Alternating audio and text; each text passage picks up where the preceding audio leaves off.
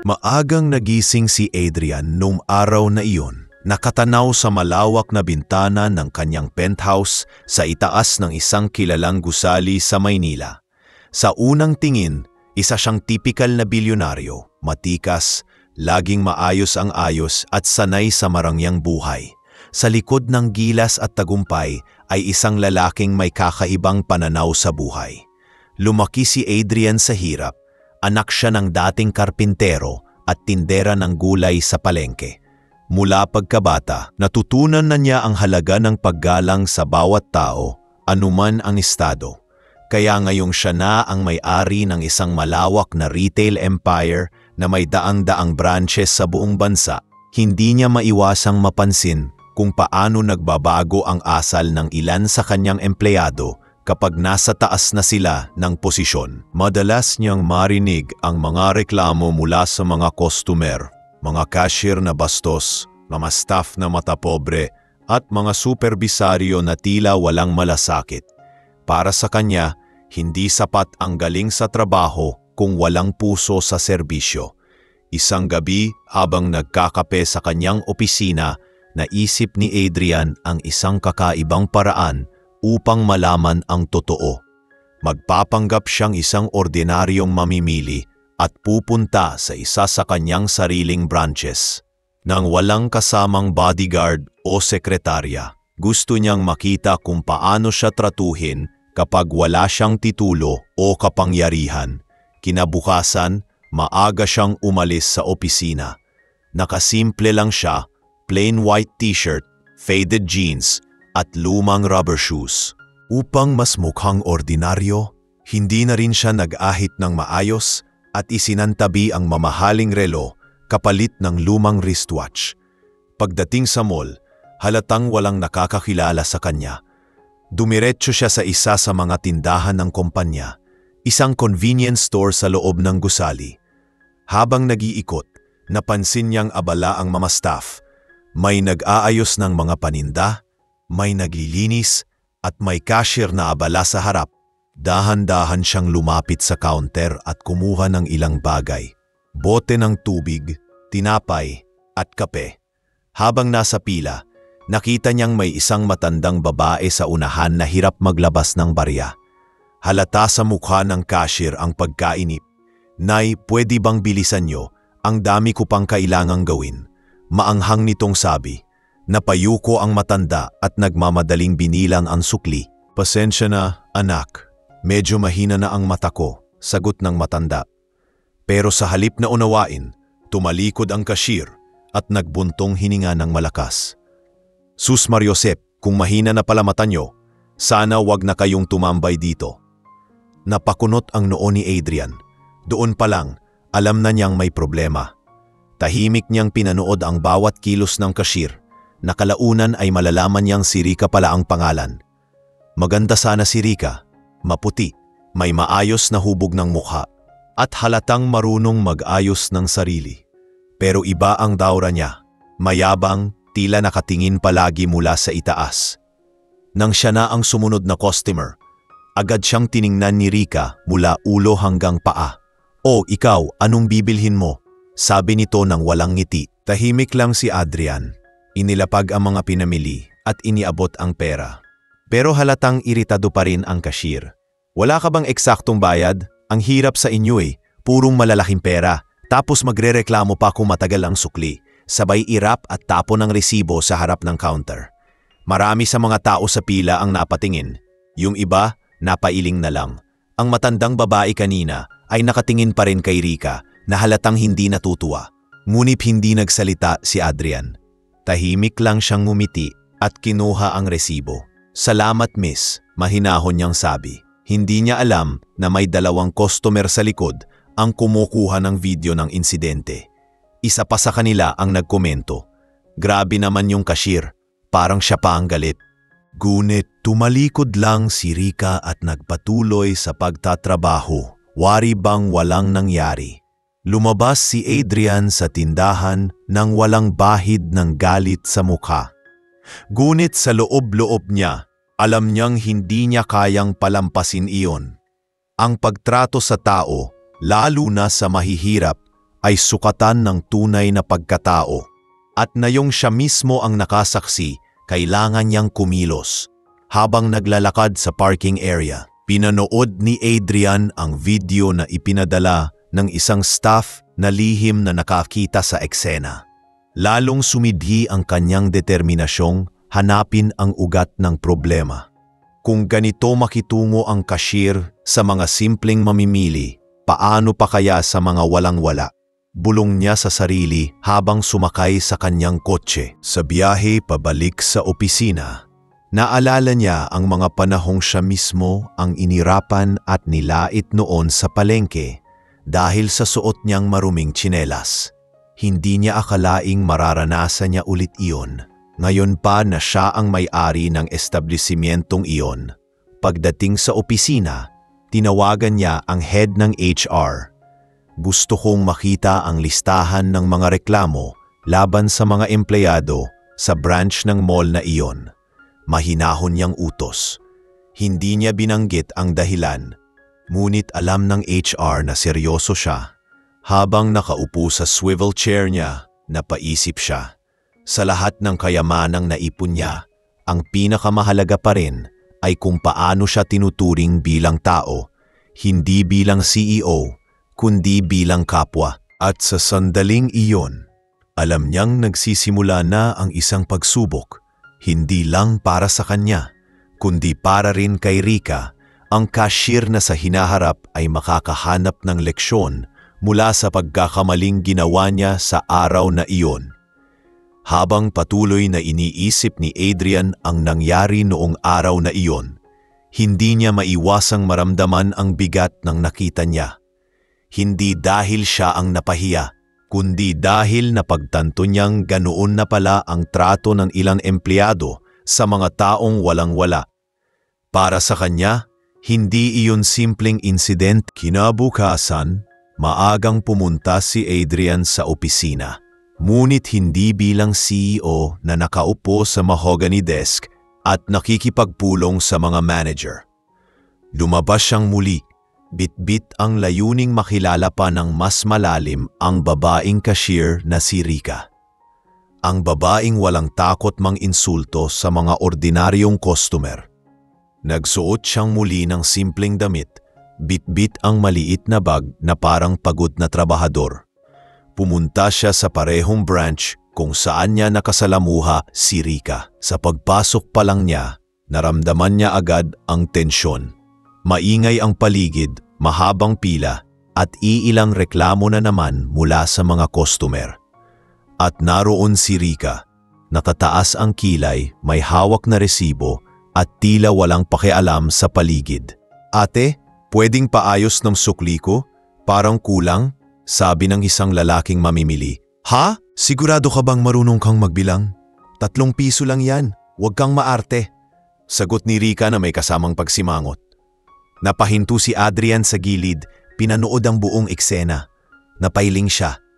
Hindi pa rin nagbabago ang babae. Sa halip, parang mas lumala pa ang ugali nito. Sa bawat galaw ni Rika, makikita ang pagmamataas. Ang bawat salita niya ay may kasamang panghuhusga. "Bakit ba lagi na lang puro reklamo? Kung ayaw ninyong bumili, huwag kayong pumasok dito." Bulong ni Rika sa kasamahan niyang si Liza na halatang sanay na sa ugali ng kasama. "Ganyan talaga yan, sanay na ako. Minsan nga napapagalitan na kami sa supervisor dahil sa kanya," mahinang sagot ni Liza. Habang tumatagal, lalong tumindi ang pagnanais ni Adrian na unawain kung bakit ganito si Rika. Hindi siya nagalit kaagad.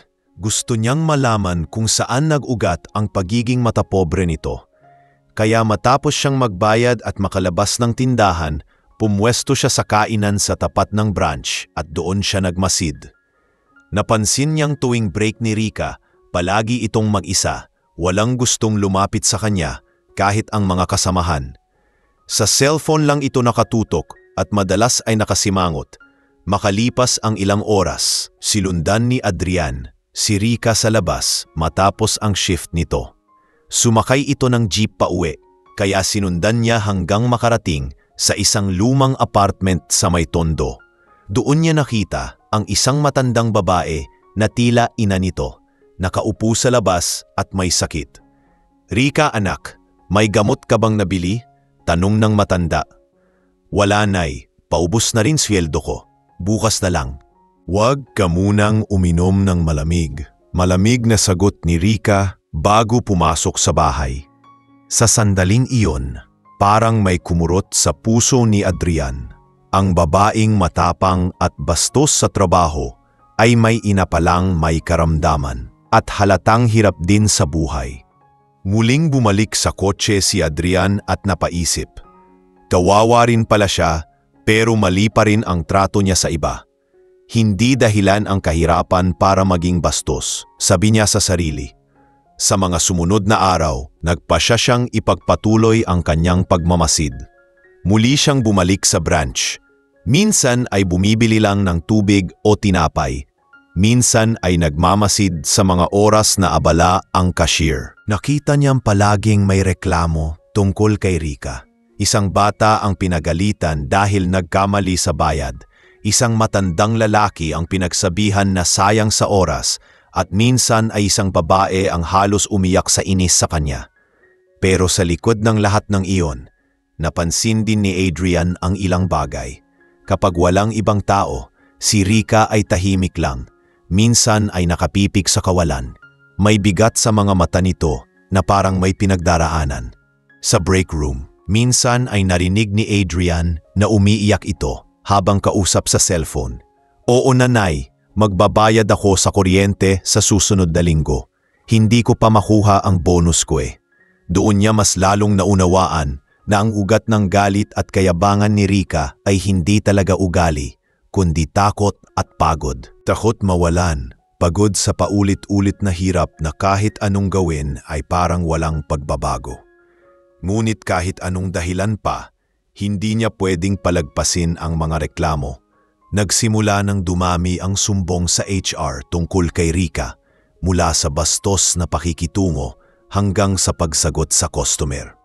Ang problema, may koneksyon si Rika sa kanilang branch supervisor na pamangkin ng isang assistant manager sa main office, kaya sa tuwing may reklamo, natatabunan lang. "Kaibigan ko yun, wag mo nang palakihin," madalas sabihin ng supervisor. Isang gabi, habang nagmi-meeting ang HR department, ipinatawag ni Adrian, ang manager ng buong region. "Gusto kong makuha ang full report ng branch na yan. Pat gusto kong personal kong kausapin ang supervisor at ang cashier na si Rika." Mariin niyang utos. Hindi niya sinabi kung bakit, ngunit halatang may bigat sa tono ng kanyang boses. Habang umuuwi si Adrian ng gabing iyon, nakatingin siya sa bintana ng sasakyan. Iniisip ang lahat ng nakita niya. Sa bawat sulyap sa mga ilaw ng Maynila, naaalala niya ang mga taong gaya ni Rika, mga taong nagbago dahil sa bigat ng buhay, pero nakalimutang maging mabuti.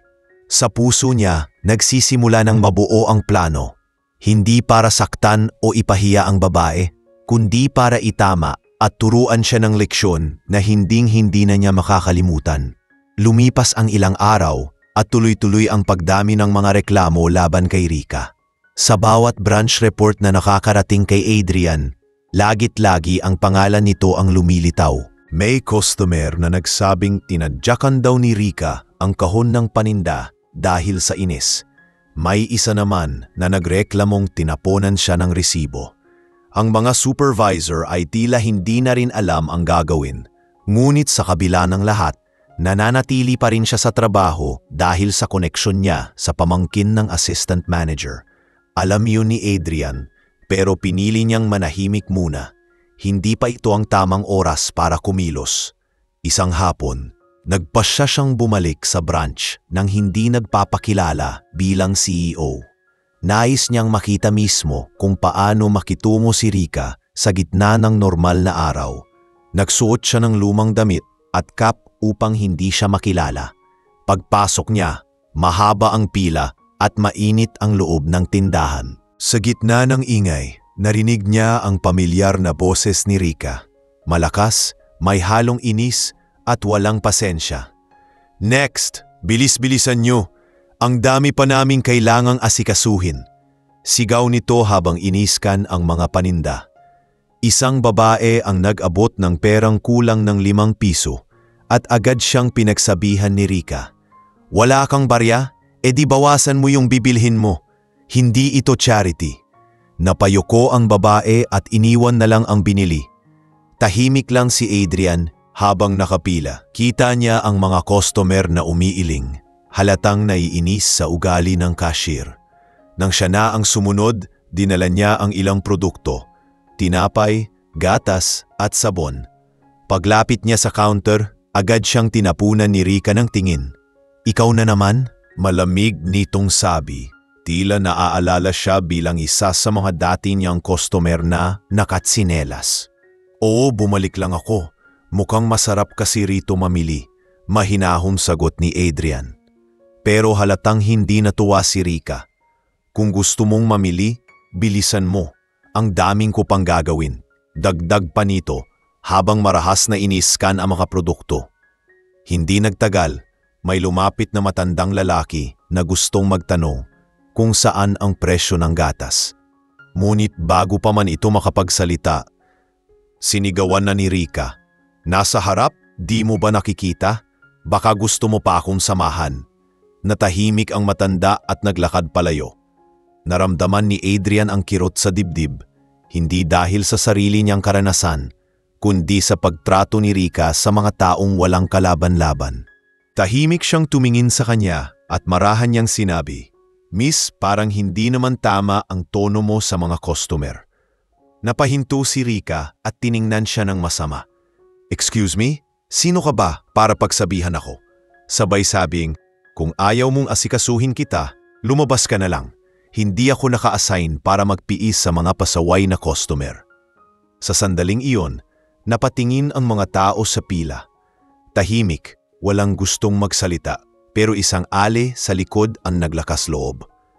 Iha, wala ka bang galang? Kung ganyan kang magsalita sa lahat ng bumibili, baka ikaw rin ang mawalan ng trabaho. Ngunit sa halip na magpakumbaba, lalong lumaki ang boses ni Rika. Kung alam nyo lang kung gaano kahirap dito, huwag kayong umasta na parang alam nyo lahat. Sabay hampas ng resibo sa counter. Lalong lumalim ang katahimikan sa paligid. Halos maramdaman ni Adrian ang tensyon sa hangin. Miss, wala namang may gusto rito ng gulo.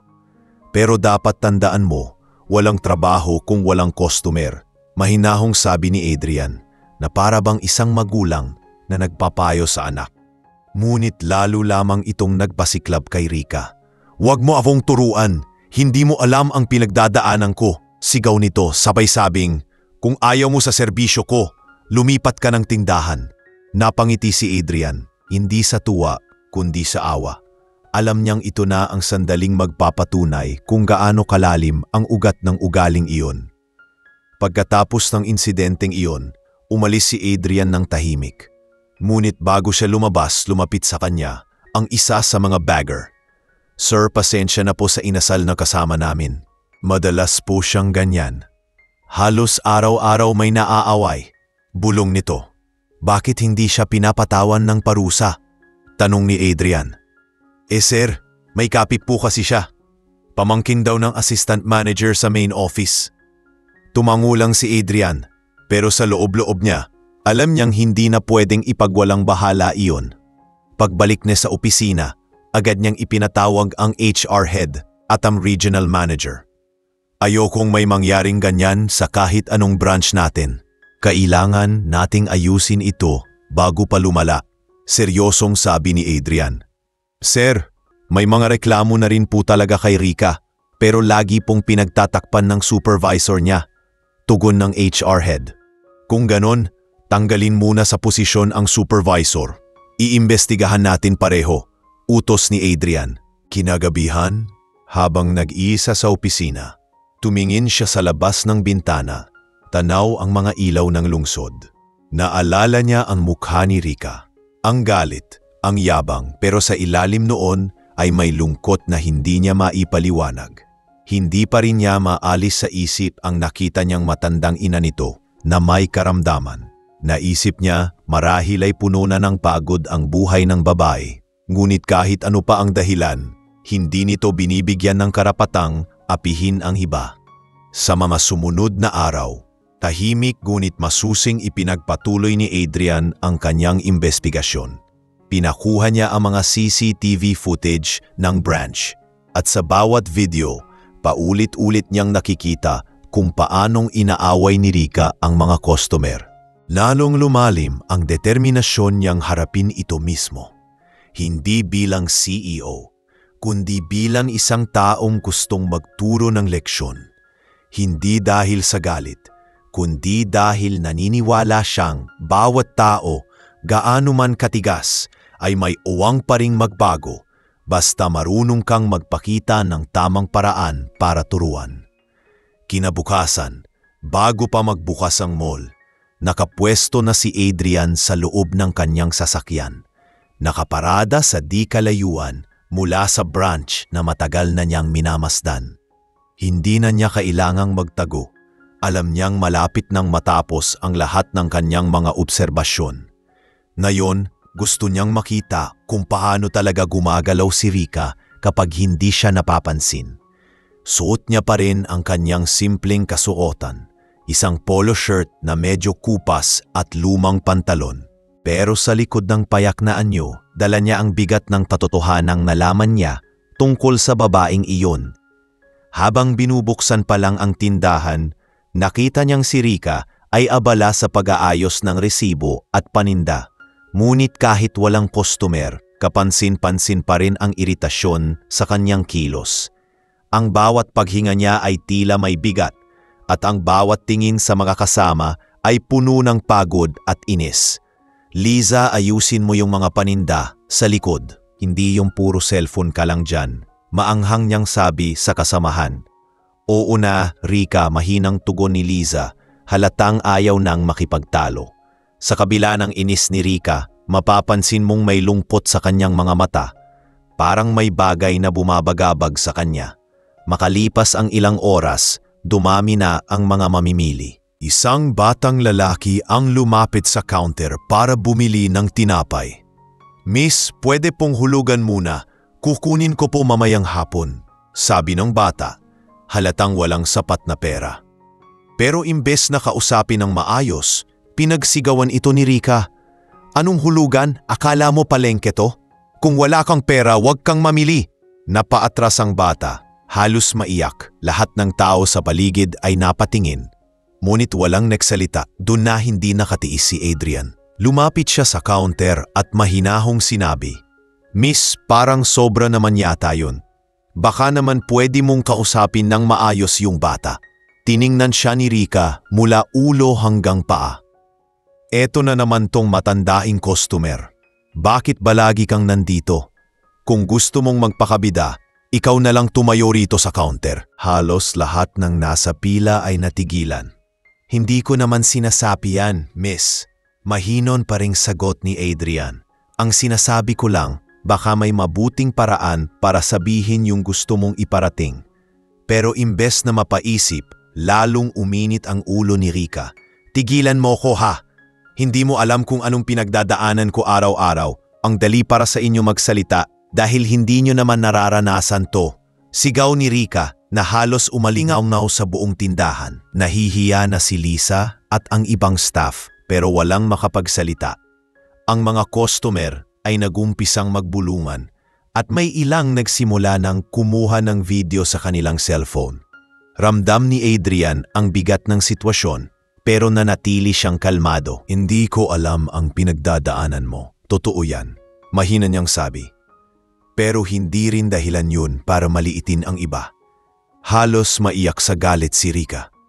Wala kang karapatang sabihan ako ng ganyan. Sabay hampas ng resibo sa counter. Tumalsik ang ilang barya at resibo sa harap ni Adrian. Ngunit hindi siya gumalaw. Tinitigan lang niya ito. Hindi bilang isang taong galit, kundi bilang isang ama na nakakita ng batang naliligaw. Sa sandaling iyon, dumating ang branch supervisor na si Tina at agad na nilapitan ang magulong eksena. Ano na naman to, Rika? Tanong nito. Wala to, ma'am. May isang customer lang na masyadong pakialamero. Sagot ni Rika na may halong yabang. Kilala mo ba kung sino yung pinagsisigawan mo? Malamig na tanong ni Tina. Hindi at wala akong pakialam. Sagot ni Rika, sabay tingin kay Adrian. Yan po yung laging nagpapanggap na mabait pero puro panghihimasok lang. Tahimik lang si Adrian, ngunit bago pa siya makalabas ng tindahan, biglang pumasok ang regional manager. Mr. De Los Reyes, nandito na po kayo, sabi nito habang lumapit sa kanya. Parang biglang nag-iba ang ihip ng hangin. Napatingin ang lahat, lalo na si Rika, na halos hindi makapaniwala sa narinig. Mr. De Los Reyes, mahina niyang sabi, halos mabitawan ang resibo sa kamay. Siya po ang CEO ng kumpanya, paliwanag ng manager. Napamulagat si Rika at tila biglang naputla ang mukha. Ang dating matapang na boses ay naging mahina, halos hindi makapagsalita. Sir, kayo pala yun, nanginginig niyang sabi. Tahimik lang si Adrian at tumingin sa kanya ng diretsyo. Kailangan kong marinig mula sa iyo, Miss Rika. Ganito mo ba talaga tratuhin ang mga customer natin araw-araw? Tanong niya, kalmado ngunit mabigat. Napayuko si Rika, hindi makasagot. Maraming reklamo laban sa iyo. Hindi lang mula sa mga customer, pati sa mga kasamahan mo. Pero mas pinili kong tingnan mismo ang ugali mo sa harap ko, dagdag ni Adrian. Hindi mo alam kung sino ang kaharap mo at doon lumabas ang totoo mong ugali. Tahimik ang buong tindahan. Walang humihinga, walang kumikibo. Sir, pasensya na po. Hindi ko po alam, hindi ko po sinasadya. Nanginginig na sabi ni Rika, halos umiiyak. Hindi mo kailangang alam kung sino ako para matutong rumespeto, tugon ni Adrian.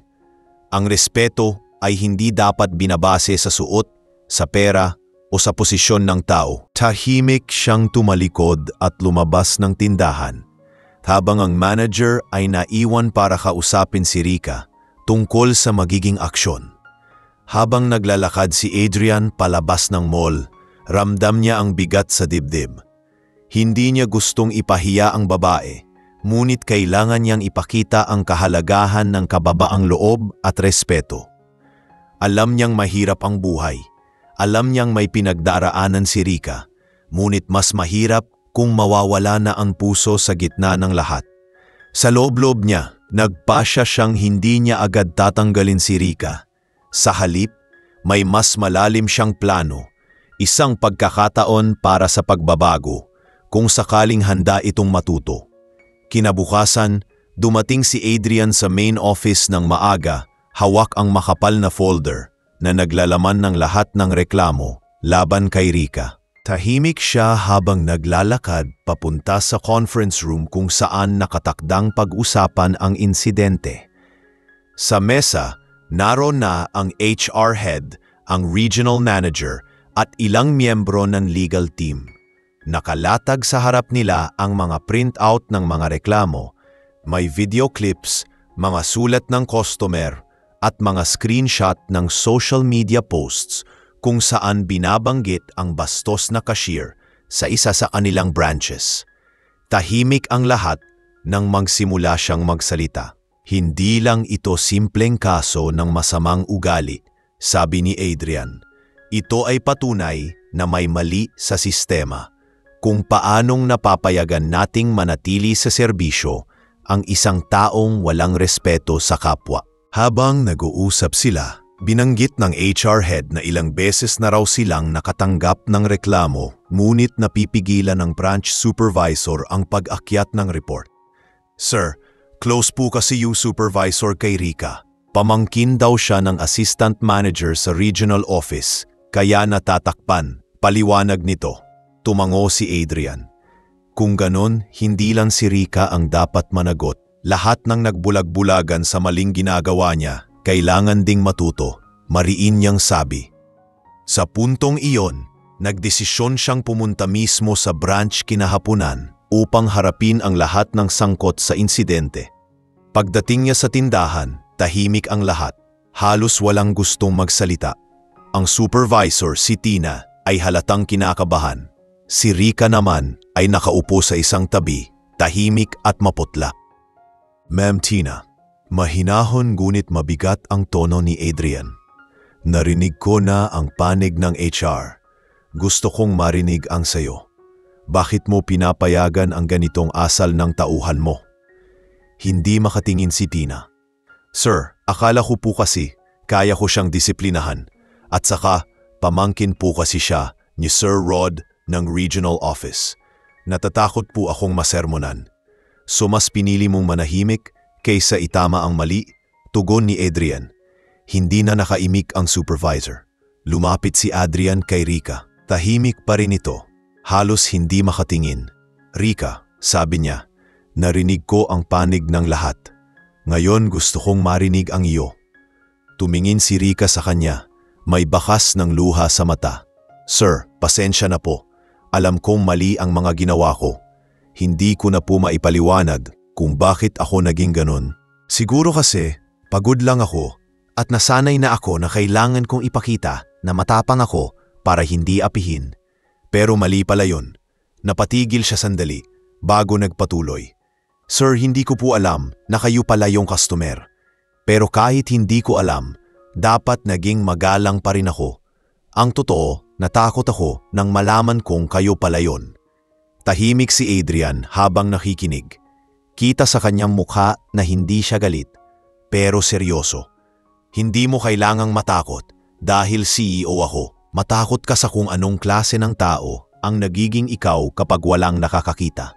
Tumingin siya sa HR at nagutos. Simula ngayon sa ilalim si Rika sa disciplinary action. Suspension for 2 months kasama ng counseling program natin para sa customer empathy. At ikaw Tina, i-reassign muna sa ibang branch habang iniimbestigahan ang kaso ng pamangkin mo. Walang sumagot. Tahimik na tanggap ni Rika ang desisyon. Paglabas ni Adrian, lumapit sa kanya ang ilang empleyado. Sir, salamat po. Matagal na po naming gustong magsumbong pero walang nakikinig, sabi ng isa. Tumango lang siya. Huwag kayong matakot magsabi ng totoo.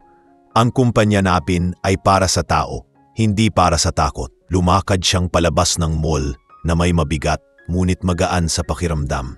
Mabigat dahil sa bigat ng sitwasyon, ngunit magaan dahil sa paniniwalang makakatulong ang ginawa niyang hakbang. Habang nasa kotse, napaisip si Adrian. Maraming Rika sa mundo, bulong niya sa sarili. Mga taong sugatan, pero sa halip na magpagaling, nasasanay sa pananakit ng iba. Alam niyang hindi sapat ang suspensyon para baguhin ang ugali ng isang tao. Kaya ipinatawag niya ang head ng kanilang foundation department. Gusto kong isama si Rika sa mga community outreach programs natin sa mga susunod na buwan.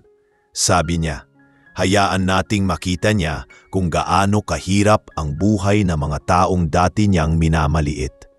Makalipas ang ilang araw, opisyal na nagsimula ang suspensyon ni Rika. Sa unang linggo, ramdam niya ang bigat ng pagkawala ng trabaho, hindi lang dahil sa pera, kundi dahil sa kahihiyan. Marami sa mga dating kasamahan niya ang lumalayo. Ang kanyang ina na may karamdaman ay nagtanong pa, "Anak, bakit ka natanggal? Akala ko ba maayos ka sa trabaho?" Hindi siya makasagot. Ganito pala kahirap ang buhay ng iba. Mas mahirap pa sa amin. Mahina niyang bulong. Habang nag-aabot siya ng pagkain sa mga bata, naramdaman niyang parang nabubunot ang bigat sa dibdib niya. Ang dating galit at yabang ay unti-unting napapalitan ng awa at pag-unawa. Sa dulo ng araw, isang matandang babae ang lumapit sa kanya. "Salamat, iha. Kung hindi dahil sa inyo, wala kaming makakain ngayon." Napangiti siya, pero sa loob-loob niya ay parang may nabuksan. Naalala niya ang sarili niyang ina, na minsan ay tinatarayan din niya sa bahay dahil sa pagod. Habang papauwi sa van, tahimik si Rika.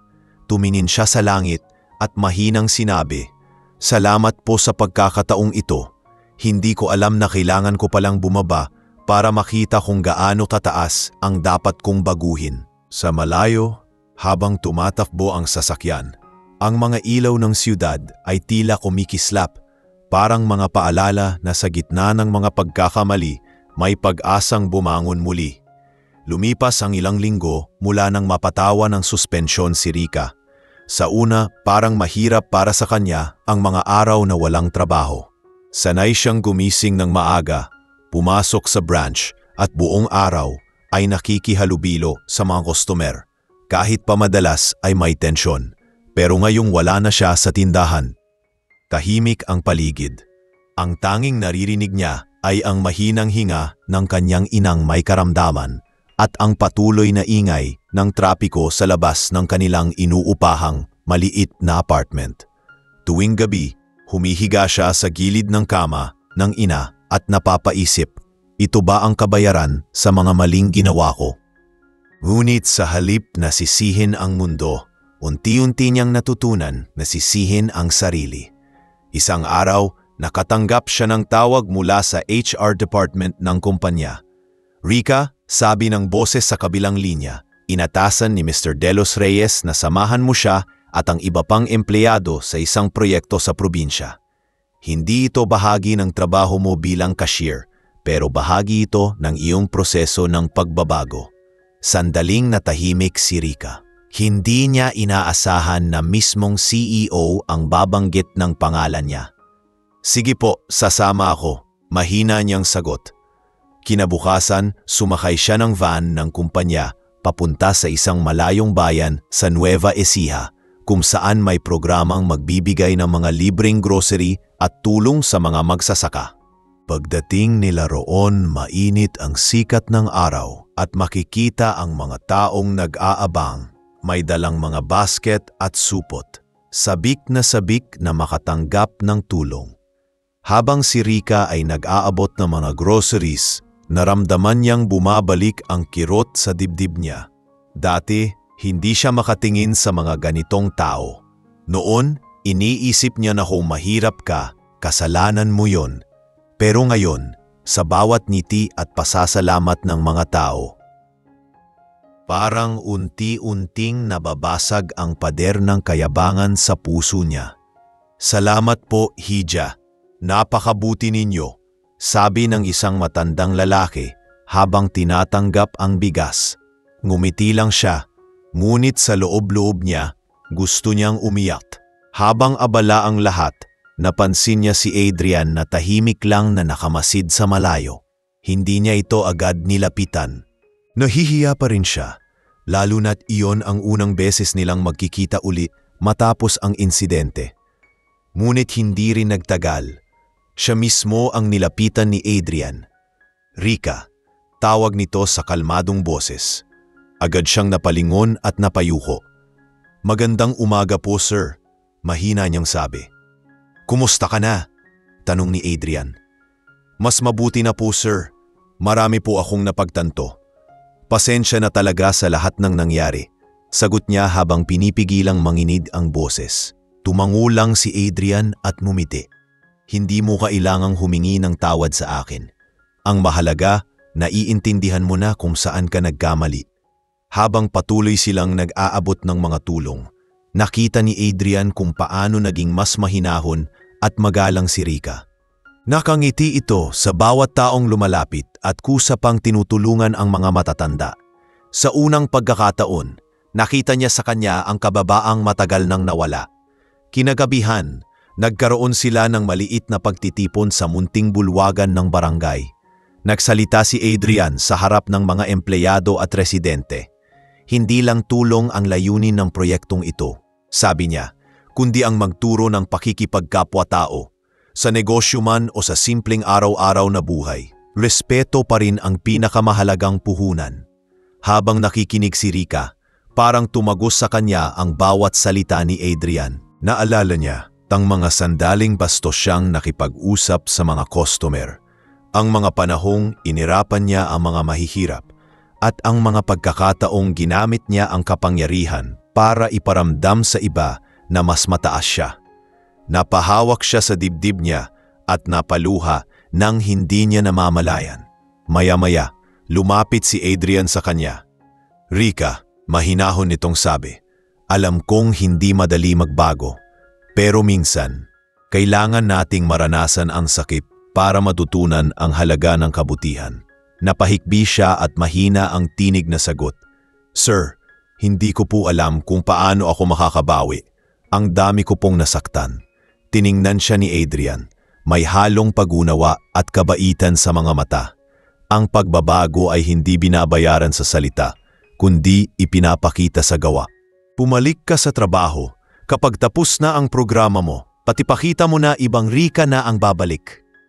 Hindi siya makapaniwala sa narinig. Sir, ibig sabihin po, tatanggapin niyo pa rin ako? Tanong niya. Tumango si Adrian. Lahat tayo nagkakamali, pero hindi lahat binibigyan ng pagkakataong maitama yon. Gamitin mo ang pagkakataong ito ng tama. Kinabukasan, habang pauwi na sila mula sa outreach, nakatanaw si Rika sa bintana ng van. Sa bawat daan ng bukid at lumang bahay, naramdaman niyang para bang nakikita niya ang sarili niyang paglalakbay mula sa kayabangan tungo sa kababaang loob. Pag-uwi niya sa Maynila, sinalubong siya ng kanyang ina. Anak, parang iba ka ngayon. Ang ganda ng ngiti mo, sabi nito. Oo, Nay. Sagot niya, siguro kasi ngayon ko lang talagang naramdaman kung gaano kagaan ang loob kapag wala kang kinikimkim na galit. Habang gabi na at tahimik ang paligid, naupo si Rika sa gilid ng kama at nagsimulang magsulat sa isang lumang notebook. Isinulat niya doon ang lahat ng kanyang natutunan, ang mga pagkakamaling nagdala sa kanya sa kahihiyan, at ang mga aral na nagturo sa kanya kung paano maging mabuting tao. Minsan, kailangan mo munang masadlak bago mo makita kung gaano kabuti ang umangat ng may dangal, isinulat niya. Sa sandaling iyon, napangiti siya. Alam niyang hindi pa tapos ang kanyang kwento.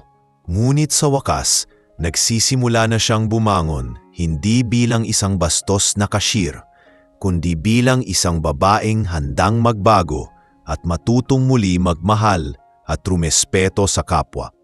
3 buwan ang lumipas mula nang sumailalim si Rika sa community outreach program ng kumpanya. Sa panahong iyon, unti-unting nabago ang takbo ng kanyang buhay. Mula sa dating mainitin ang ulo, ngayon ay marunong na siyang magtimpi. Mula sa dating matapobre, ngayon ay marunong na siyang makinig at umunawa.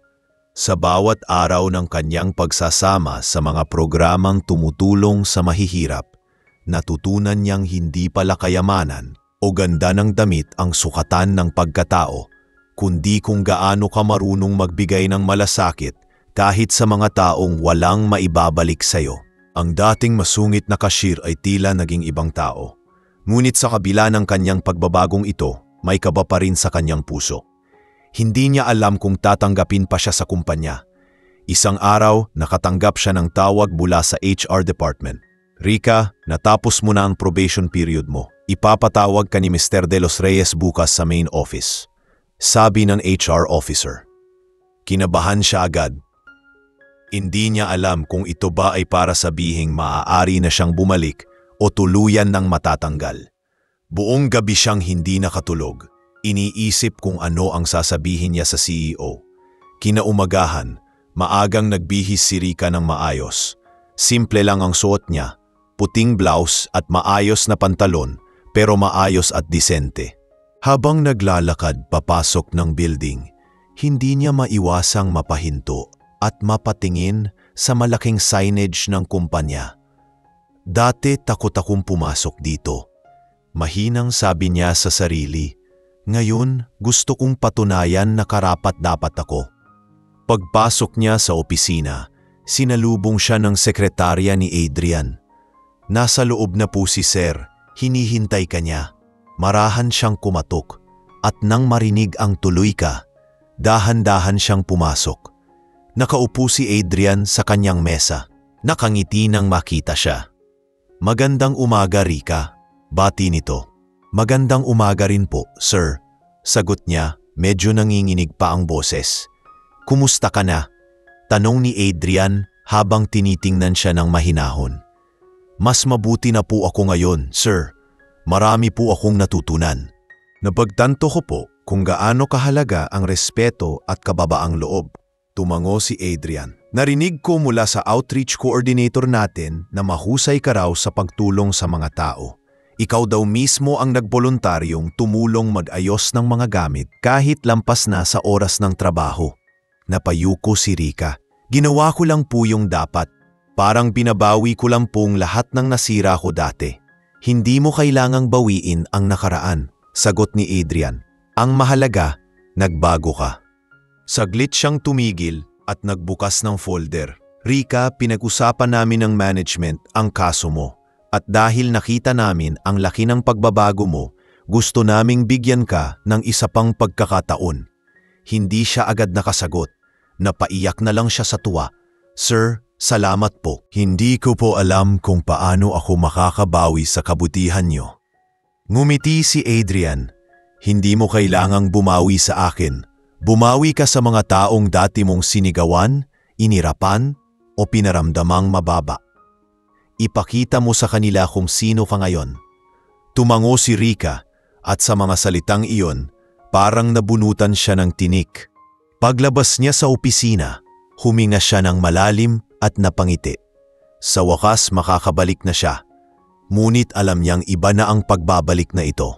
Hindi na siya babalik bilang dating matapobre na cashier, kundi bilang isang taong handang magpakita ng kabutihan.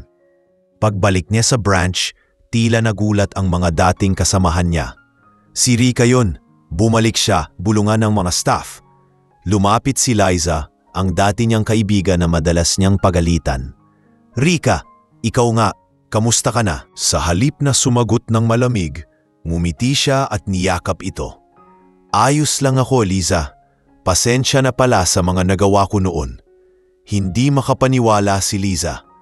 Grabe, ibang-iba ka ngayon ah. Ang gaan ng aura mo. Tumawa lang si Rika. Siguro kasi wala na akong galit sa puso. Sa unang araw ng kanyang pagbabalik, ibang-iba ang kanyang kilos. Lahat ng customer ay binabati niya ng may ngiti. Kapag may matanda, siya pa mismo ang nag-aabot ng resibo at sinasabing, "Salamat po, ingat po kayo." Kapag may batang namamali sa bayad, marahan niya itong tinuturuan at hindi na sinisigawan. Napansin ito ng mga regular. Dumami ang mga papuri at ang branch na dati ay laging may reklamo, ngayon ay puno ng magagandang feedback. Isang araw, dumating si Adrian sa branch para sa inspeksyon. Hindi niya agad sinabi sa mga staff na darating siya. Nakatayo siya sa gilid, pinanood si Rika habang abala sa counter. May isang matandang babae na hirap magbilang ng barya at marahan itong tinulungan ni Rika. "Huwag niyo pong madaliin, inay. Ako na po bahala magbilang," sabi niya, sabay ngiti. "Salamat, iha. Ang bait mo naman," sagot ng matanda. Sa sulok, napangiti si Adrian. Lumapit siya sa supervisor ng branch at mahinang sinabi, "Ganyan dapat ang serbisyo, hindi lang mabilis, kundi may puso." Pagkatapos ng ilang oras, lumapit siya Adrian kay Rika. Hindi niya inaasahan yon, kaya halos mapatigil siya sa ginagawa. "Sir, magandang hapon po." Halos pasigaw niyang sabi pero halatang masaya. "Magandang hapon din," tugon ni Adrian. "Nakikita kong maayos ka na ngayon. Magaling, Rika. I'm proud of you." Napangiti siya, hindi makapagsalita. "Sir, malaking utang na loob di po sa inyo. Kung hindi niyo ako binigyan ng pagkakataon, baka hanggang ngayon, galit pa rin ako sa mundo." Ngumiti si Adrian. "Hindi mo kailangang magpasalamat. Minsan, kailangan lang ng tao na may magtiwala sa kanya para matutong magtiwala rin sa sarili." Sa mga salitang iyon, parang lalong tumibay ang loob ni Rika. Sa unang pagkakataon, naramdaman niyang mahalaga siya hindi lang bilang empleyado, kundi bilang tao. At sa puso niya, nangako siyang hindi na niya hahayaang bumalik pa ang dating siya, ang Rika na puno ng yabang at galit. Sa halip, magiging inspirasyon siya sa iba, patunay na kahit gaano kalalim ang pagkakamali ng isang tao, may pag-asang magbago basta't marunong humingi ng tawad, tumanggap ng leksyon at magpatuloy ng may puso. Mabilis na lumipas ang mga buwan at sa panahong iyon, naging halimbawa si Rika sa kanyang mga kasamahan. Mula sa dating pinagmumulan ng reklamo, Ngayon ay siya na mismo ang dahilan kung bakit pinupuri ng mga customer ang kanilang branch. Ang bawat araw ay parang bagong simula para sa kanya. Sa bawat pagpasok sa trabaho, nakangiti na siya sa mga kasamahan at laging nagsisimula ng araw sa pagbati ng "Good morning team, kaya natin po." Ang dating maiingay na usapan tungkol sa reklamo ay napalitan ng masayang tawanan at tulungan sa trabaho. Maging si Lisa, ang dati niyang madalas pagalitan ay naging isa sa pinakamalapit niyang kaibigan. Dumating ang araw ng regular inspection ng kumpanya. Dumating si Adrian nang walang paalam, tulad ng dati. Ngunit sa pagkakataong ito, hindi siya nagkunwaring customer. Napasuot siya ng corporate attire, kasama ang ilang manager at agad siyang sinalubong ng mga empleyado. "Good morning, Sir Adrian." Halos sabay-sabay nilang bati. Pagpasok pa lang niya, agad niyang napansin ang malaking pagbabago. Maayos ang pila, mabilis ang serbisyo, at higit sa lahat, magaan ang pakikitungo ng mga staff sa mga customer. Habang nag-iikot, napatingin siya kay Rika na abala sa counter. Mapapansin sa kanya ang kumpiyansa, disiplina, at kababaang loob. May isang batang babae na lumapit kay Rika para bumili ng candy. Pero nang buksan nito ang maliit na pitaka, kulang ang pera. "Miss, pwede pong kulang muna ito? Wala pa po akong baon. Babayaran ko po mamaya." Mahina nitong sabi. Ngumiti si Rika at marahang sagot, "Sige, sayo na yan. Pero sa susunod, siguraduhin mong may baon ka ha?" Sabay kindat. Natawa ang bata at masayang umalis. Nakita iyon ni Adrian mula sa malayo at napangiti siya. Hindi niya kailangan ng ulat mula sa HR. Sapat na ang kanyang nakita upang malaman na tunay na nagbago si Rika. Nang matapos ang araw, pinatawag ni Adrian ang buong team sa maliit na meeting area ng tindahan. Tahimik ang lahat habang nagsimula siyang magsalita.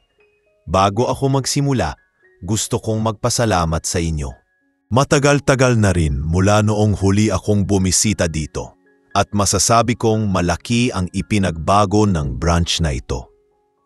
Halos lahat ng feedback mula sa mga customer ay positibo. Walang reklamo, walang sigawan, walang iringan." Napatingin siya kay Rika.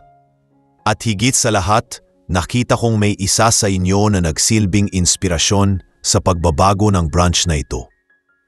Lahat ay napatingin kay Rika at kahit halata ang hiya, ngumiti siya ng bahagya.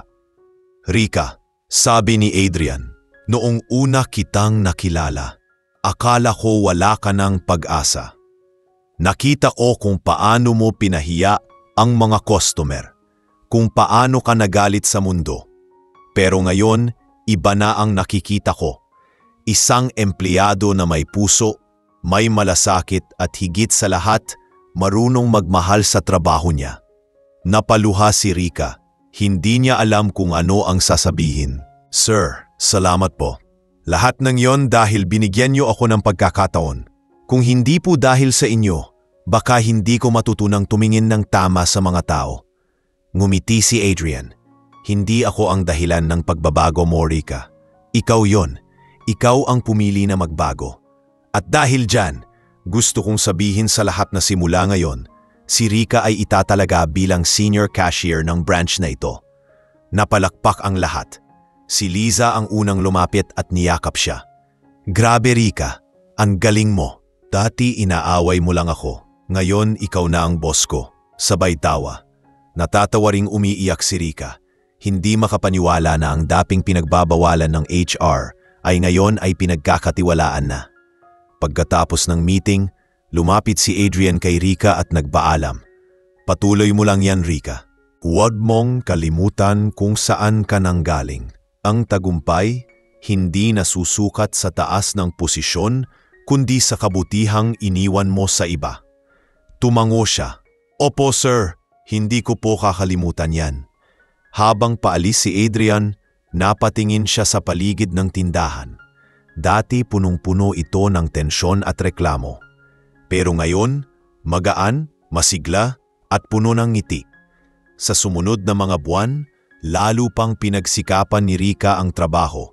Hindi lang siya naging magaling na cashier, naging gabay din siya sa mga bagong empleyado. Madalas siyang marinig na nagbibigay ng payo. Huwag kayong mainitin ang ulo. Ang mga customer, hindi laging tama, pero laging may dahilan.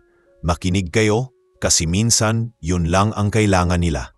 Maraming beses na rin siyang hiniling ng ibang branch para tumulong mag-train ng mga bagong staff. At sa tuwing natatapos ang araw, nakaupo siya sa labas ng tindahan, tahimik na nakatingin sa langit.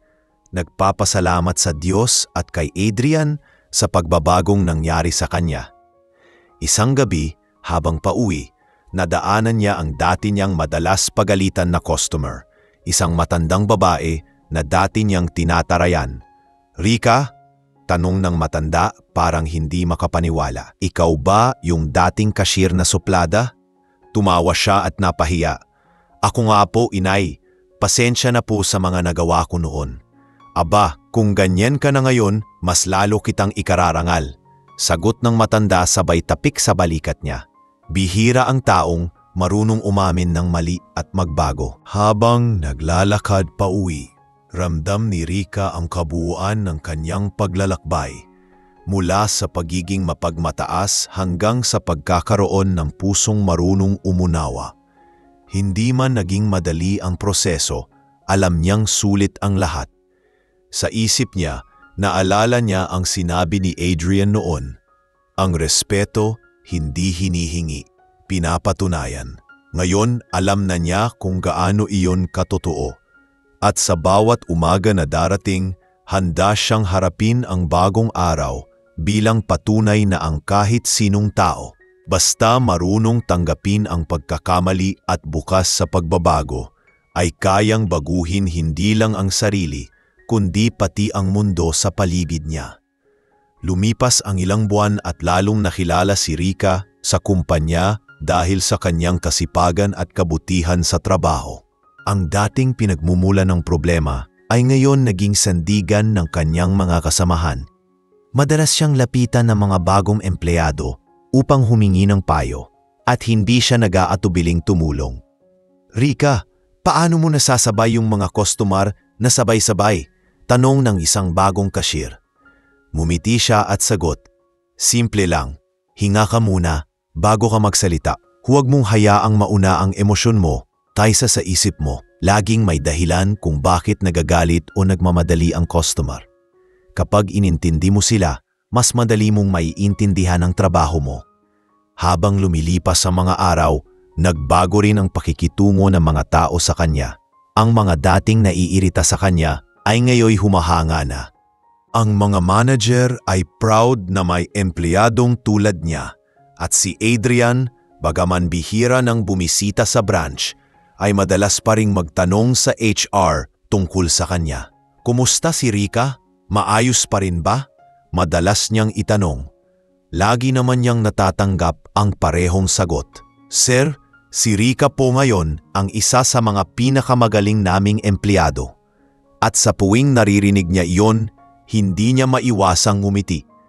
Isang araw, pinatawag si Rika sa opisina ng HR. Akala niya ay may problema.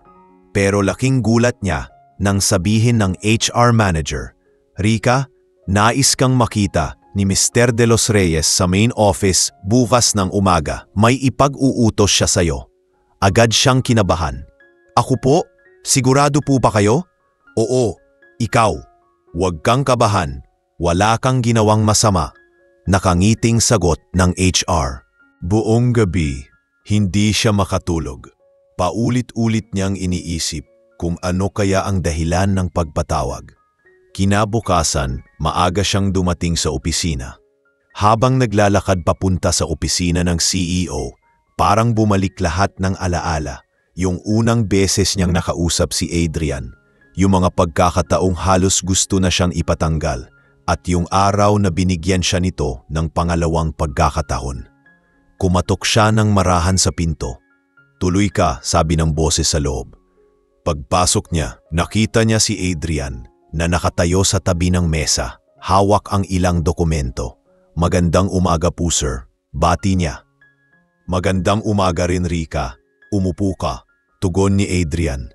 Tahimik siya habang nakaupo. Inagmasdan ni Adrian ang babaeng minsang naging dahilan ng sakit ng ulo niya.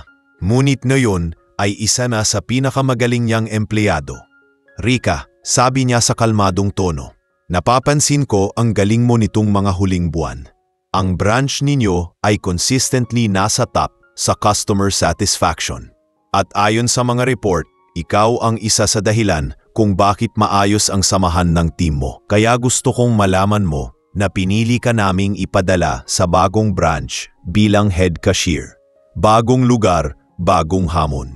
Hindi agad nakasagot si Rika. Napalunok siya at napangiti ng may halong kaba. Sir, ako po. Pero kaya ko po ba? Kaya mo, sagot ni Adrian. Kung kinaya mong baguhin ang sarili mo, kayang-kaya mong gabayan ang iba. Tumayo si Adrian at iniabot ang folder sa kanya. Ito ang detalye ng assignment mo. Sa branch sa Quezon City ka ilalagay. Malaki iyon at mas maraming tao. Kaya kailangan ko ng isang may disiplina at malasakit. Tinanggap ni Rika ang folder at halos mapaluha. Sir, hindi ko po alam kung paano magpapasalamat. Hindi ko po inakala na makakarating ako sa ganito. Huwag mong pasalamatan ako, sagot ni Adrian. Pasalamatan mo ang sarili mo sa pagpili mong magbago. Pag-uwi niya, halos hindi siya makapaniwala sa nangyari. Ibinahagi niya agad sa kanyang ina ang balita. Nay, ililipat daw ako ni Sir Adrian sa bagong branch. Ako raw ang magiging head cashier. Napangiti ang matanda, halatang proud. Anak, sabi ko sa'yo noon pa, walang masamang nagbabago. Tingnan mo ngayon, ginantimpalaan ka ng langit. Niyakap ni Rika ang kanyang ina at sa unang pagkakataon, naramdaman niya ang tunay na halaga ng mga pinagdaanan niya. Paglipat niya sa bagong branch, ramdam niya agad ang kaibahan. Mas malaki ang lugar, mas maraming customer, at mas abala ang mga tao. Sa unang araw pa lang, may mga cashier na nag-aaway at mga reklamo mula sa customer. Pero imbes na matakot, huminga siya ng malalim at numiti. Sige, kalma lang tayo. Hindi natin ito masosolusyonan kung sabay-sabay tayong magagalit, sabi niya sa mga kasamahan. Dahan-dahan niyang inayos ang sistema ng pila. Tinuruan ang mga empleyado kung paano harapin ang mga reklamo at sinigurong maayos ang bawat transaksyon. Sa loob ng ilang linggo, napansin ng lahat ang malaking pagbabago sa takbo ng branch. Ang dating magulo ay naging maayos at mas magaan ang daloy ng trabaho. Isang araw, dumalaw si Adrian para tingnan ang progreso. Pagpasok niya, hindi na siya kilala ng mga bagong empleyado, pero nang makita siya ni Rika, agad itong lumapit. Sir, magandang araw po, masiglang bati niya.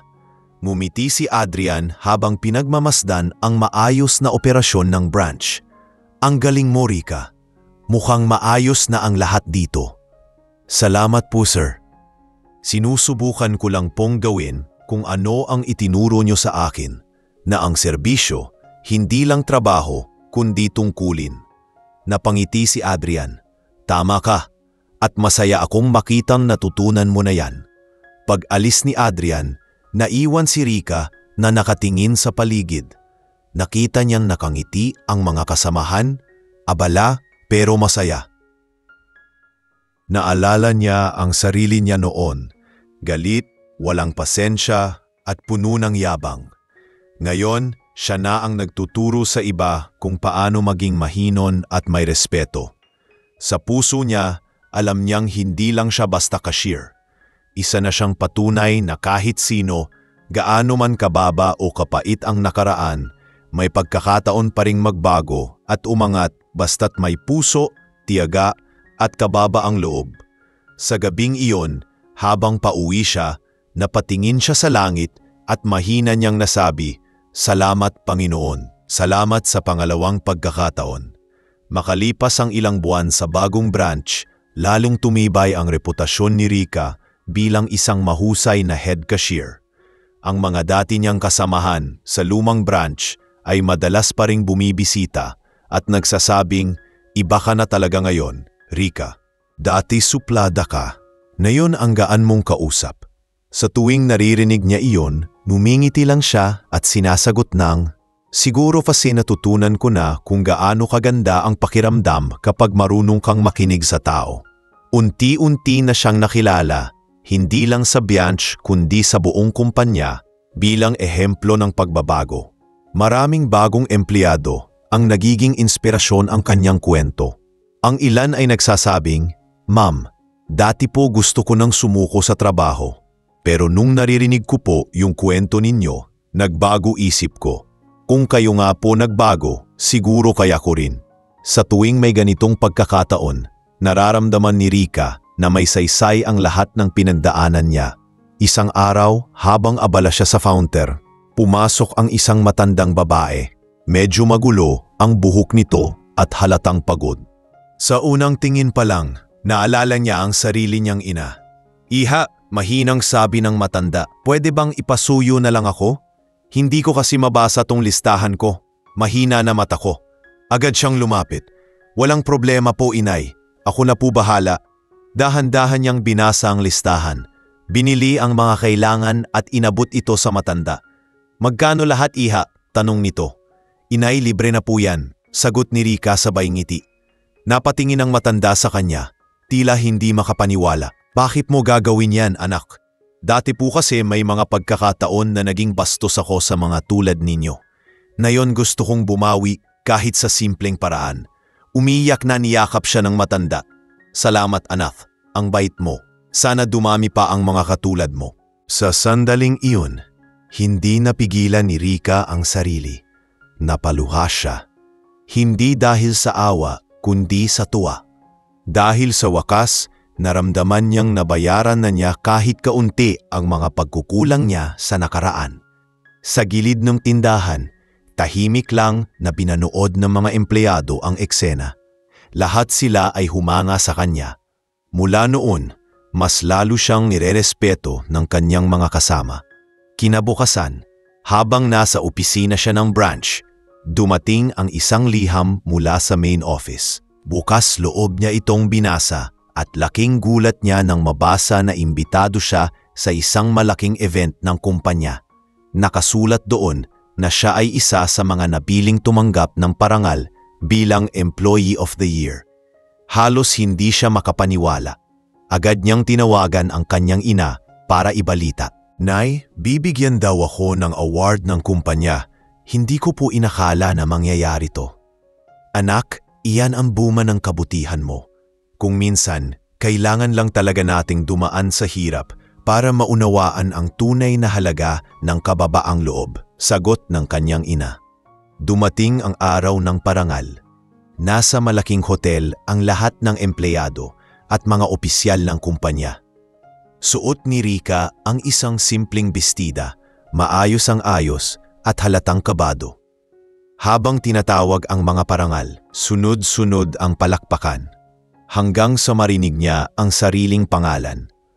Ang ating Employee of the Year, si Miss Rika Santos, head cashier ng Quezon City branch. Tumayo siya, halos nanginginig habang umaakyat sa entablado. Si Adrian mismo ang nag-abot ng plaque at sertipiko. "Rika," sabi ni Adrian habang inaabot ang kamay niya, "karapat-dapat ka rito. Ang tagumpay mo ay hindi lang dahil sa sipag mo, kundi dahil sa tibay ng puso mo." Naluha si Rika habang sinasabi niya ang kanyang maikling talumpati. "Hindi ko po inakala na makakarating ako sa ganito. Noon po, akala ko wala ng pag-asa ang mga taong tulad ko. Pero natutunan ko na ang pagbabago ay hindi hinihintay, pinagpapasyahan. Kung may isa mang bagay na gusto kong ibahagi, yun ay ang respeto. Kapag natutunan mong rumespeto sa kapwa mo, mas maiintindihan mo rin kung paano rumespeto sa sarili mo." Malakas ang laging palakpakan at maging si Adrian ay halatang proud habang pinapanood siya. Pagkatapos ng event, lumapit si Adrian sa kanya. "Rika, alam mo ba kung bakit ka talaga napili?" tanong nito. Umiling siya. Dahil hindi lang ikaw ang nagbago, kundi pati ang mga taong nakapaligid sa iyo. Ang inspirasyon mo ay umabot sa iba. At yan ang tunay na lider. Hindi niya napigilang mapaluha muli. Sir, hindi ko po ito magagawa kung hindi niyo ako pinatawad noon. Kung hindi niyo ako tinulungan. Hindi mo kailangang magpasalamat, sagot ni Adrian. Ang ginawa ko lang ay ibinigay ang pagkakataon. Pero ikaw ang pumili na maging mabuting tao. Pag-uwi niya ng gabing iyon, tahimik siyang naupo sa tabi ng kanyang ina.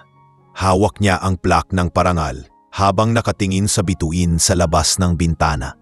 Nay, naaalala niyo pa po nung muntik na akong matanggal sa trabaho? Tanong niya. Oo anak, pero tingnan mo ngayon, ibang-iba ka na. Kumipi siya at mahinang sagot. Siguro po kasi natutunan ko ng tanggapin ang mga pagkakamali ko at higit sa lahat, natutunan kong mahalin ang trabaho at ang mga taong kasama ko dito. Habang tulog na ang kanyang ina, nanatili siyang gising, iniisip ang mahabang paglalakbay na pinagdaanan niya. Mula sa pagiging isang matapobreng cashier hanggang sa pagiging inspirasyon ng marami. Alam niyang hindi na siya babalik sa dating siya. At sa kanyang puso, buo ang pasasalamat sa Diyos, kay Adrian, sa kanyang ina, at sa bawat taong naging bahagi ng kanyang pagbabago. Sa wakas, natagpuan na ni Rica ang bagay na matagal na niyang hinahanap, ang kapayapaan sa sarili at ang tunay na saysay ng pagiging mabuting tao. Sagot niya habang nakangiti. Ako po si Joy, bagong cashier trainee. Sabi po nila, kayo raw po ang magtuturo sa akin. Napangiti si Rica. Si Joy. Oo, ako nga. Huwag kang kabahan. Tutulungan kita. Dati, ako rin ganyan, baguhan. Maraming pagkakamali. Pero kung marunong kang makinig at magpakumbaba, mabilis kang matututo. Naramdaman ni Joy ang kabaitan sa boses ni Rica. Sa mga sumunod na araw, tinuruan siya ni Rica hindi lang ng teknikal na aspeto ng trabaho, kundi pati ng tamang pakikitungo sa tao. Joy, tandaan mo, hindi lahat ng galit ng customer ay laban sa'yo. Minsan, dala lang ng problema nila sa buhay. Kaya mas kailangan mong intindihin sila kaysa labanan. Habang tinuturuan ni Rica ang mga bagong empleyado, dumating isang mensaheng hindi niya inaasahan. Tumawag si Adrian at sinabi, Rica, gusto kitang makausap mamayang hapon sa opisina. Nataranta siya. Sir, may problema po ba? Tanong niya. Wala naman, pero gusto kong pag-usapan ang ilang plano para sa iyo. Pagkababa ng telepono, hindi mapakali si Rica. Habang nag-aabot siya ng sukli sa isang customer, napapaisip siya kung ano kaya ang ibig sabihin ng sinabi ni Adrian. Pagdating ng hapon, nagtungo siya sa main office. Pagpasok niya, sinalubong siya ng sekretarya at sinabing, Diretso ka na po, hinihintay ka na ni Sir. Marahang kumatok si Rica at pumasok. Nakaupo si Adrian, may hawak na folder at tila seryoso. Magandang hapon po Sir, bati niya. Magandang hapon din Rica, umupo ka. Tahimik siyang naupo at naghihintay. Rica, sabi ni Adrian habang nakatingin sa kanya. Nakita ko kung paano ka nagbago.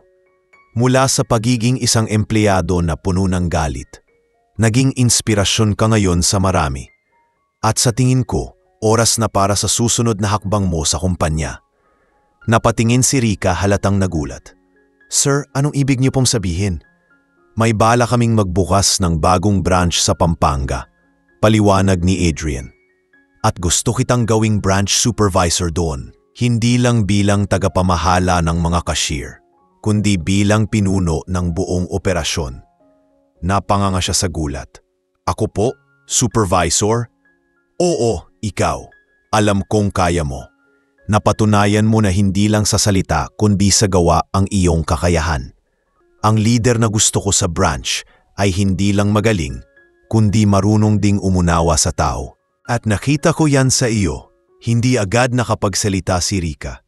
Ramdam niya ang halo-halong emosyon, tuwa, kaba at pasasalamat. Sir, hindi ko po alam kung karapat-dapat ako. Pero kung sa tingin niyo po kaya ko, gagawin ko po ang lahat, para hindi kayo mapahiya. Ngumiti si Adrian. Alam kong hindi mo ako bibiguin. Maghanda ka dahil sa susunod na buwan ay lilipat ka na roon. Tumango si Rika at sa puso niya isang panibagong inspirasyon ang nabuhay. Pag-uwi niya, agad niyang ibinalita sa kanyang ina ang magandang balita. Nay, supervisor na raw po ako. Sa Pampanga ako ililipat. Niyakap siya ng matanda, luhaan sa tuwa. Anak, sobrang proud ako sa'yo. Dati umiiyak ka lang sa gabi dahil sa mga problema mo. Ngayon, pinagmamalaki ka na ng lahat. Natawa si Rika at hinawakan ng kanyang ina. Nay, kung alam niyo lang, kung hindi dahil sa inyo at kay Sir Adrian, baka hindi ko na inabot ito. Lumipas ang mga araw at naghanda siya sa bagong tungkulin. Nagpaalam siya sa mga kasamahan sa Quezon City branch. Rika, mamimiss ka namin, sabi ni Lisa habang niyayakap siya. Ako rin, pero huwag kayong malungkot. Lahat tayo may susunod na hakbang sa buhay. Baka balang araw, kayo naman ang susunod na puno ng emosyon ang kanilang pamamaalam. Pero may halong saya dahil alam nilang isa iyon sa mga bunga ng pagsisikap ni Rika. Pagdating niya sa Pampanga branch, sinalubong siya ng mga bagong empleyado. Halata sa mukha ng ilan ang kaba dahil may reputasyon na ang pangalan ni Rika sa kumpanya. Ako po si Ma'am Rika, pakilala niya. Pero wag niyo akong tawaging ma'am. Rika lang. Dito pantay-pantay tayo. Ang gusto ko lang, magtulungan tayo at magmahalan bilang isang pamilya. Agad niyang naramdaman ang pagluwag ng pakikitungo ng mga tao sa kanya. Sa loob lamang ng ilang linggo, naging maayos ang takbo ng branch. Masaya ang mga empleyado, magaan ang trabaho, at wala ni isang reklamo mula sa customer. Minsan habang nag-iinspeksyon si Adrian sa mga branches, napadaan siya sa Pampanga at nagulat sa nakita. Maayos, malinis at masigla ang paligid. Hindi ko alam kung paano mo nagawa to, Rika. Sabi niya habang nakangiti. Simple lang po, sir. Sagot ni Rika. Pinakinggan ko lang po ang bawat tao dito. Kasi minsan, hindi natin kailangang maging matalino para maging epektibo. Kailangan lang nating maging totoo. Sa gabing iyon, habang mag-isa sa opisina, tumingin si Rika sa labas ng salamin. Nakikita niya ang mga ilaw ng syudad at ang mga taong abala sa pag-uwi.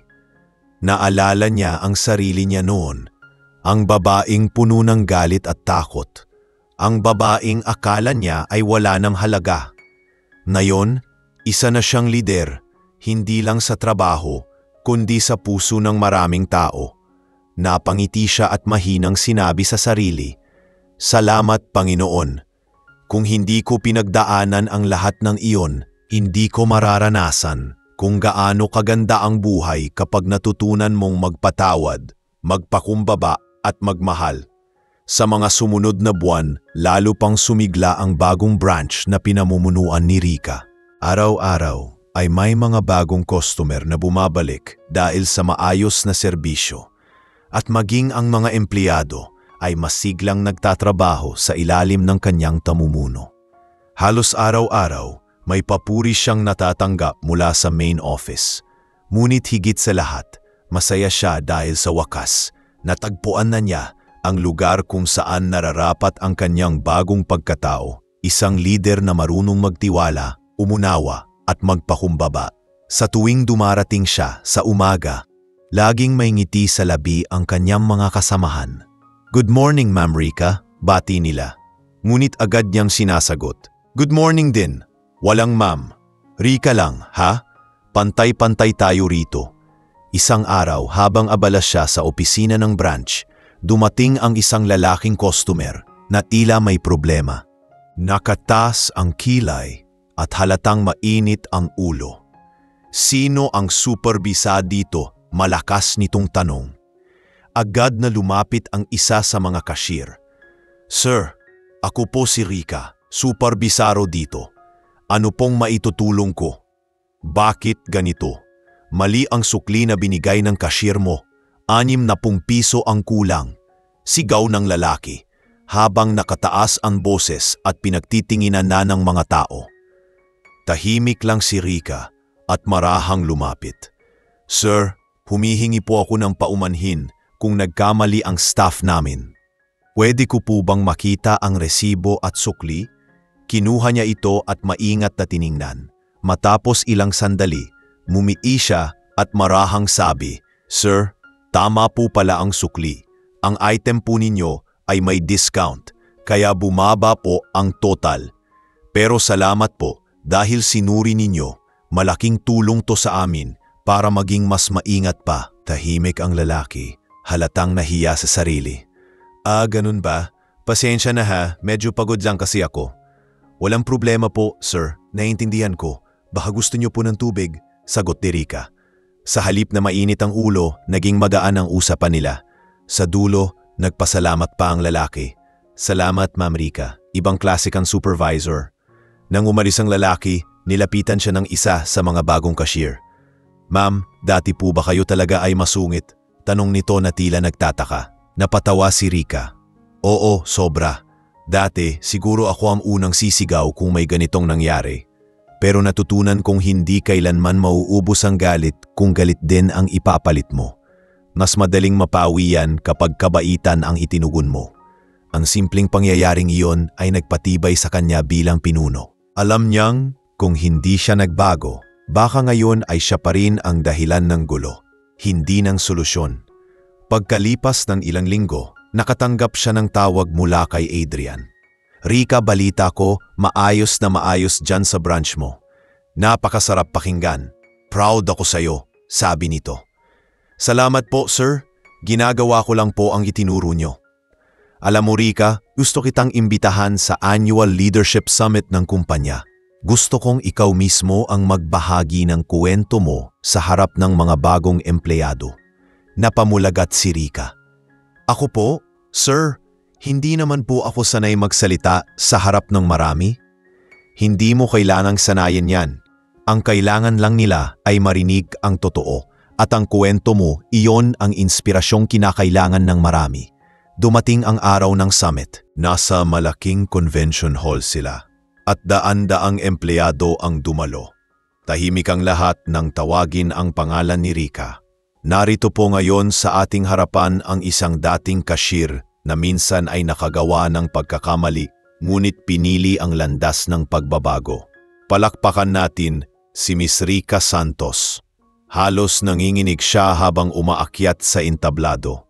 Nakita niya si Adrian na nakaupo sa harap, nakaniti at nakatingin sa kanya na parang sinasabing, "Kaya mo yan." Huminga siya ng malalim at nagsimulang magsalita. Magandang araw po sa inyong lahat. Ako po si Rika Santos. Dati akong cashier at dati rin akong bastos, mainitin ang ulo at walang pakialam sa iba. Nagkatinginan ang mga tao, tila nagulat sa diretsahan niyang pag-amin. Oo, totoo yun. Pero isang araw, nakilala ko ang taong hindi ako hinusgahan sa una kong pagkakamali. Ang taong pinili pa ring pagkatiwalaan ako. Doon ko natutunan na minsan, kailangan mong maranasan ang kahihiyan bago mo maunawaan ang halaga ng kababaang loob. Tahimik ang buong lugar habang nagsasalita siya. Ang trabaho natin, hindi lang basta trabaho. Araw-araw, hinaharap natin ang iba't ibang klase ng tao. May galit, may pagod, may masaya. Pero ang totoo, hindi natin alam kung ano ang pinagdadaanan nila. Kaya bawat salita, bawat ngiti, bawat kilos, pwedeng maging dahilan ng pagbabago ng araw nila. Kaya sana, piliin natin ang kabaitan. Pagkatapos ng kanyang talumpati, humanga ang lahat. Tumayo si Adrian at siya mismo ang unang pumalakpak. Sumunod ang buong audience. Habang bumababa siya ng entablado, nilapitan siya ni Adrian. Rika, ang ganda ng mensahe mo. Iyan mismo ang dahilan kung bakit ka nandito. Hindi para maging perpekto, kundi para ipaalala sa lahat na may puwang ang pagbabago. Hindi niya napigilang maluha at mahina niyang sagot. Sir, kung alam niyo lang, dati takot akong humarap sa kahit kanino. Pero ngayon, pakiramdam ko kaya ko nang tumingin ng diretso sa tao. Pag-uwi niya ng gabing iyon, tumigil siya sandali bago pumasok sa bahay. Tumingala siya sa kalangitan, pinagmamasdan ang mga bituin. Hindi ko inakalang mararating ko to, bulong niya. Pero siguro ganun talaga ang buhay. Minsan kailangan mong malugmok para matutunan mong tumayo ng totoo. Sa sandaling iyon, naramdaman ni Rika ang katahimikan sa puso niya, isang uri ng kapayapaang matagal na niyang hinahanap. Alam niyang malayo pa ang kanyang lalakbayin, pero ngayon, handa na siyang harapin ang anumang pagsubok, dala ang pinakamahalagang aral sa kanyang buhay, na ang kababaang loob, respeto at kabaitan ang tunay na yaman ng isang tao. Makalipas ang 1 taon mula nang italaga si Rika bilang branch supervisor, mas lalo siyang hinangaan ng buong kumpanya. Ang dating simpleng cashier na halos mawalan ng trabaho ay ngayon isa ng leader na ginagalang hindi lang ng mga kasamahan niya kundi pati ng mga kliyente. Sa bawat sulok ng kumpanya, maririnig ang kanyang pangalan bilang halimbawa ng isang empleyadong nagbago at tumayo mula sa pagkakamali. Minsan, tinatanong siya ng mga bagong tauhan, "Ma'am Rika, paano niyo po nagawang baguhin ang ugali niyo?" Ngumiti siya at sagot, "Hindi ko yan ginawa mag-isa. Maraming taong naniwala sa akin kahit hindi ko na kayang maniwala sa sarili ko. Kapag may taong nagtiwala sa iyo, dapat mong patunayan na tama sila." Habang patuloy ang paglago ng kumpanya, naisip ni Adrian na panahon na para mas mapalago pa ang kultura ng kabutihan sa loob ng kanilang negosyo. Pinatawag niya si Rika sa main office. "Rika, gusto kong ikaw ang manguna sa bagong proyekto ng kumpanya. Maglulunsad tayo ng Customer Care Training Program para turuan ang lahat ng empleyado kung paano magpakita ng malasakit at respeto sa bawat customer."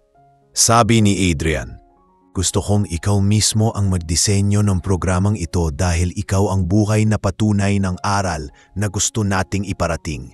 Hindi agad nakapagsalita si Rika. "Sir, napakalaki pong responsibilidad nito," sabi niya. "Alam kong kaya mo," sagot ni Adrian. "Kilala ko kung paano ka magtrabaho.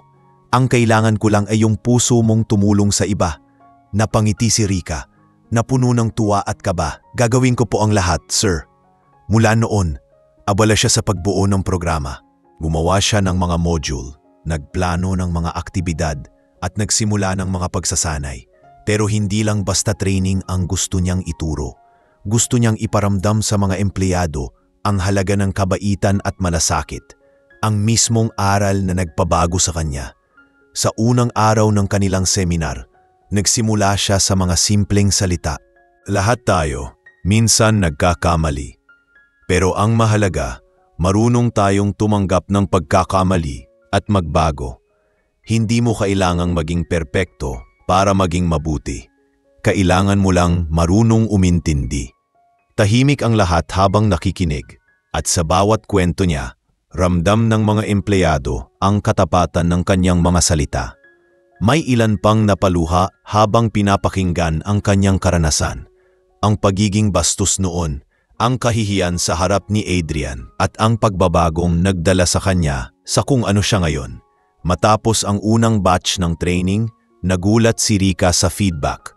Maraming empleyado ang nagsabing naantig sila sa kanyang mga salita. "Ma'am, salamat po. Dati, mainitin din ang ulo ko sa mga customer. Pero ngayon, naiintindihan ko na kung bakit kailangan ng pasensya," sabi ng isang cashier mula sa ibang branch. Ang mga salitang iyon ay lalong nagpatibay sa loob ni Rika. Sa bawat araw na dumaraan, parami ng parami ang natututo sa kanyang itinuro at unti-unting nagbago ang imahe ng kumpanya sa mata ng publiko. Isang gabi, pagkatapos ng isang matagumpay na training session, tinawagan siya ni Adrian. "Rika, gusto kong pasalamatan ka. Dahil sa programa mo, ang daming nagbago sa loob ng kumpanya. Mas magaan na raw ang trabaho ng mga tao, mas masaya ang mga customer. Alam mo ba, tumaas ng 30% ang satisfaction rating natin sa buong bansa." Hindi makapaniwala si Rika. "Sir, Hindi ko po inasahan yan. Ginawa ko lang po yung sa tingin kong tama. At yan mismo ang dahilan kung bakit umaangat ang kumpanya. Kapag ang leader ay totoo sa puso niya, lahat ng nasa ilalim niya ay nahahawa sa kabutihan. Pagkatapos ng tawag, napaupo si Rika sa kanyang mesa at tahimik na tumingin sa paligid. Sa dingding ng kanyang opisina, nakasabit pa rin ang lumang picture niya noong cashier pa siya, nakasuot ng uniforme at may seryosong mukha. Napangiti siya habang pinagmamasdan iyon. Ang layo ko na pala, bulong niya sa sarili. Ngunit alam niyang hindi lang ito tungkol sa tagumpay. Ito ay tungkol sa pagbabagong hindi lang nagpaangat sa kanya, kundi pati sa mga taong nakapaligid sa kanya. Pagkalipas ng ilang linggo, dumating si Adrian sa branch ni Rika nang hindi inaasahan. Bitbit niya ang isang maliit na kahon. May gusto lang akong ibigay, sabi niya habang ngumiti. Binuksan ni Rika ang kahon at nakita niya ang isang maliit na plake na may nakasulat. Leadership Award for Exemplary Change and Compassion, presented to Miss Rika Santos. Naluha siya habang binabasa iyon. Sir, hindi ko po alam kung paano ko kayo mapapasalamatan, sabi niya habang pinupunasan ang luha. Hindi mo kailangang magpasalamat, sagot ni Adrian. Ang gusto ko lang, ipagpatuloy mo yung nasimulan mo. Marami pang Rika sa mundo na kailangang mabigyan ng pagkakataon. Pagkatapos ng pagbisita, umuwi si Rika sa kanilang bahay na bitbit ang plake. Pagdating niya, sinalubong siya ng kanyang ina. Anak, ano na naman yang hawak mo? Tanong ng matanda. Award po ulit, Nay. Pero iba ito. Hindi lang para sa akin, kundi para sa lahat ng natutong magbago. Niyakap siya ng kanyang ina at mahinang sabi, Anak, ngayon ko lang lubos na naramdaman na payapa ka na. Masaya o para sa iyo. Habang nakahiga siya noong gabing iyon, naisip ni Rika kung gaano kabigat ang mga pinagdaanan niya. Mula sa isang bastos na cashier, naging simbolo siya ng pagbabago at kabutihan.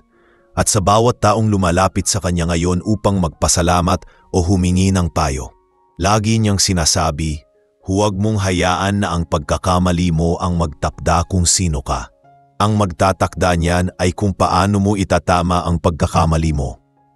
At sa pagpatay niya ng ilaw bago matulog, nakangiti siyang pumikit, dala ang isang tahimik na panalangin ng pasasalamat. Sa Diyos, kay Adrian at sa lahat ng taong minsan niyang nasaktan, ngunit sa huli ay naging dahilan ng kanyang pagbabago. Alam niyang tapos na ang isang yugto ng kanyang buhay, ngunit nagsisimula pa lamang ang panibagong kabanata.